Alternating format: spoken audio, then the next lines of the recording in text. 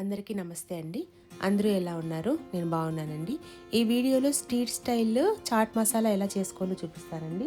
చాలా టేస్టీగా వచ్చింది. పిల్లలు చాలా ఇష్టంగా తింటారు. మీకు వేడివేడిగా తినాలనుకున్నప్పుడు ఈ విధంగా చేసుకోవచ్చు అనమాట. నేను ఒక 2 కప్పులు బఠానీ తీసుకున్నాను, ఎండు బఠానీ. అండ్ 1 కప్పు బొబ్బర్లు తీసుకున్నానండి. అది ఓవర్ నైట్ సోక్ చేసుకున్నాను అనమాట. సోక్ చేసుకున్న తర్వాత మరుసటి రోజు బాగా కడిగేసి అది ఒక కుక్కర్లో వేసి గింజలు మునిగే వరకు వాటర్ పోసి కొద్దిగా ఉప్పు, కొద్దిగా పసుపు అండ్ ఆయిల్ వేశాను. ఆయిల్ ఎందుకంటే అది పొంగి బయటికి రాకుండా కొంచెం ఉంటుంది కాబట్టి కొంచెం ఆయిల్ వేసి అది ఒక 4 విజిల్స్ పెట్టుకున్నానండి.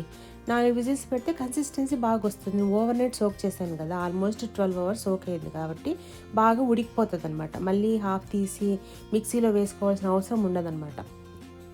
అలా నేను ఒక 4 విజిల్స్ పెట్టేశాను, ఓవర్ నైట్ సోక్ చేసుకున్నాను. మీరు కనుక ఒక 4 to 6 అవర్సే కనుక నానబెడితే ఒక హాఫ్ తీసి మిక్సీలో వేసుకొని దాన్ని మళ్ళీ కలిపేసుకోవచ్చు. ఇట్లా కన్సిస్టెన్సీ ఇలా వచ్చేటట్లు చూసుకోవాలన్నమాట. మీరు రేపు చేసుకోవాలి అనుకుంటే ఈరోజు నానబెట్టుకుంటే ఇంకా మంచిగా ఉంటుందండి, చాలా బాగుంటుంది.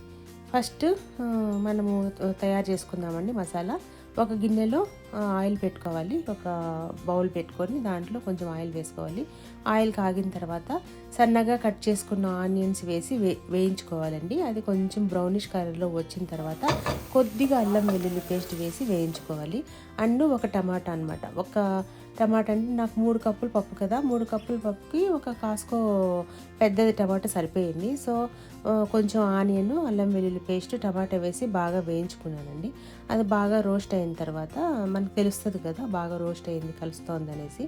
అప్పుడు తగినంత ఉప్పు వేసుకోవాలి. ముందే మనము పప్పులో కూడా ఉప్పు వేసుకున్నాం కాబట్టి దాన్ని చూసి ఉప్పు వేసుకోండి. తర్వాత కొంచెం పసుపు, కారం పొడి మీకు ఎంత కావాలో అంత వేసుకోండి. అది కొంచెం బాగా కారం పొడి అంతా మిక్స్ అయిన తర్వాత 1 స్పూన్ ధనియాల పొడి and 1 spoon garam masala, half spoon వేసుకోండి, గరం మసాలా సరిపోతుంది. అండ్ హాఫ్ స్పూను జీలకర్ర అనమాట. కొంచెం లైట్గా వేసుకోవాలి, ఎందుకంటే మళ్ళీ మనం వాడేటప్పుడు వేసుకుంటాం అనమాట, అందుకని. సో గరం మసాలా వేసి 1 spoon chaat masala, 1 spoon pav bhaji masala, half spoon panipuri masala వేసుకోండి. పానీపూరి మసాలా చాలా బాగుంటుందండి దీంట్లో, అందుకనేసి వేస్తామన్నమాట. ఇవి ఆలులండి, నేను ముందే ఉడికి పెట్టుకున్నాను. అవి వేసి కొంచెం మ్యాష్ చేసి గడ్డలుగానే ఉండాలి, అలా ఉండి అట్లనే వేసేసి కలిపేసుకోవాలన్నమాట. తర్వాత ముందుగా ఉడకపెట్టుకున్న ఆ పప్పునంతా తీసి దాంట్లో వేసేసుకోవాలి. దాంట్లో వేసి బాగా కలుపుకోవాలండి. అండ్ ముందుగా నానబెట్టుకున్న ఒక 2 కప్పుల చింతపండు గుజ్జుని దాంట్లో వేసేసుకోవాలి. వేసేసుకొని బాగా కలుపుకోవాలన్నమాట. వాటర్ అంతా వాటరీగా ఈ కన్సిస్టెన్సీ వచ్చే వరకు వేసుకోవాలండి. బాగుంటుంది, చాలా బాగుంటుంది. ఇది పెట్టుకొని కూడా కొంచెం తీసుకొని కూడా మళ్ళీ మనము బండి మీద వాళ్ళు చేస్తారు కదా పెనం మీద, అట్లా కూడా చేసుకోవచ్చు. అప్పుడు కూడా కొద్దిగా గరం మసాలా అలాంటివన్నీ వేసుకోవచ్చు. గరం మసాలా, ధనియాల పొడి, కారం పొడి, పసుపు, చాట్ మసాలా ఇవన్నీ వేసుకొని వాడుకోవచ్చు అనమాట.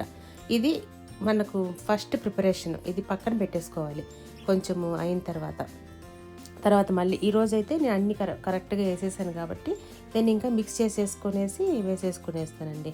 నాకు కొంచెం చాట్ మసాలా తగ్గింది కాబట్టి కొద్దిగా వేసుకున్నాను. చాట్ మసాలా సరిపోయింది, టేస్ట్కి మంచిగానే వచ్చిందండి. ఇంతే అండి, సింపుల్గా.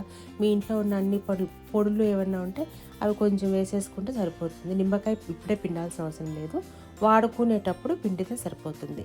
ఇది అట్లా పెట్టుకునేసి దీన్ని ఇప్పుడు ఏం చేయాలంటే కప్పులు తీసుకోండి, దాంట్లో వేసుకోవాలి. వేసుకున్న తర్వాత కొంచెం ఆనియన్, మళ్ళీ కొద్దిగా సన్నగా తురిమిన టమాటా, సన్నగా తురిమిన కొత్తిమీర అండ్ నిమ్మకాయ పిండుకోవాలి.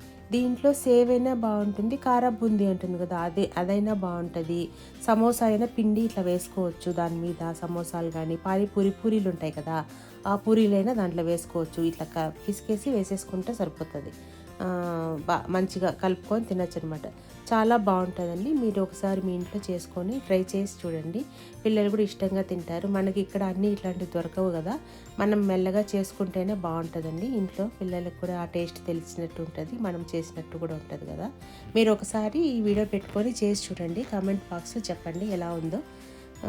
మీకు ఈ వీడియో నచ్చితే నా ఛానల్ని సబ్స్క్రైబ్ చేసుకోండి, లైక్ చేయండి, షేర్ చేయండి. థ్యాంక్ యూ ఫర్ వాచింగ్ అండి. నమస్తే.